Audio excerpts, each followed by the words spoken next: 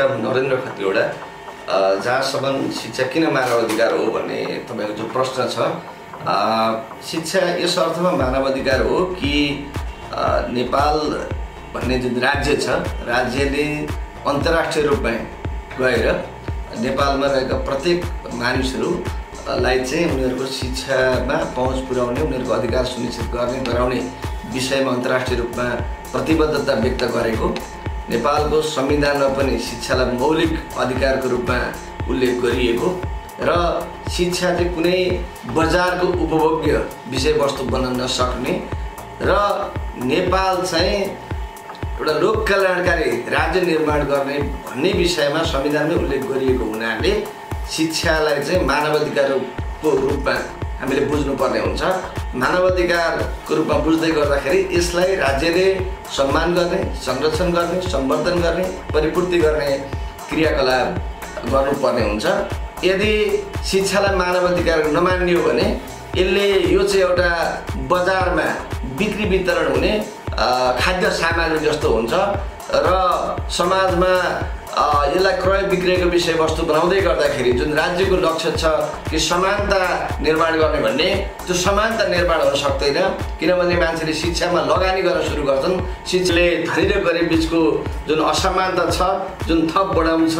यसले जुन हाम्रो समाजमा गरिबी छ त्यसलाई थप बढाउँछ र एउटा समाज बनाएको पछाडि परेको तह तबका जुन छ यसलाई शिक्षालाई बजारको क्रय विक्रयको विषयवस्तु बनाउँदै गर्दाखेरि त्यसले अर्कै खालको फिल गर्छ र समाजमा चाहिँ एक खालको हायरार्कियल विषयवस्तु पनि अगाडि बढ्छ। त्यसो भएको हुनाले पनि शिक्षालाई मानव अधिकारको रूपमा लिनुपर्छ।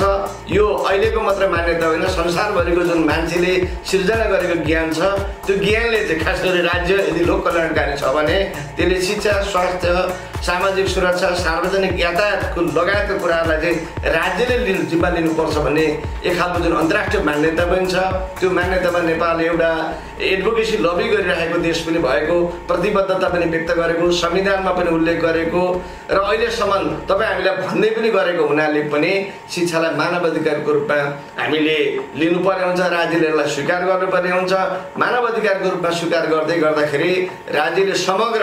यो शिक्षासँग सम्बन्धित यसमा इन्भेस्टमेन्ट गर्ने कुरामा, शिक्षाको व्यवस्थापन गर्ने कुरामा, विद्यालयहरू खोल्ने कुरामा, सबैको पहुँच पुर्याउने कुरामा बडो महत्त्वपूर्ण ढङ्गले ध्यान दिनुपर्ने हुन्छ। अनि मात्रै राज्यको मानव अधिकारप्रतिको एउटा प्रतिबद्धता पुरा हुन्छ। नभए खालि शिक्षा प्राप्त गर्ने सबैको अधिकार छ भन्ने त्यसले चाहिँ एउटा निजीलाई छोड्ने क्रियाकलापले मात्रै राज्यको आफ्नो प्रतिबद्धता, दायित्व पुरा हुन सक्दैन। त्यस अर्थमा पनि शिक्षाको कुरा मानव अधिकारसँग सम्बन्धित छ। शिक्षा नेपालमा मानव अधिकारको रूपमा बुझिनुपर्ने ठाउँमा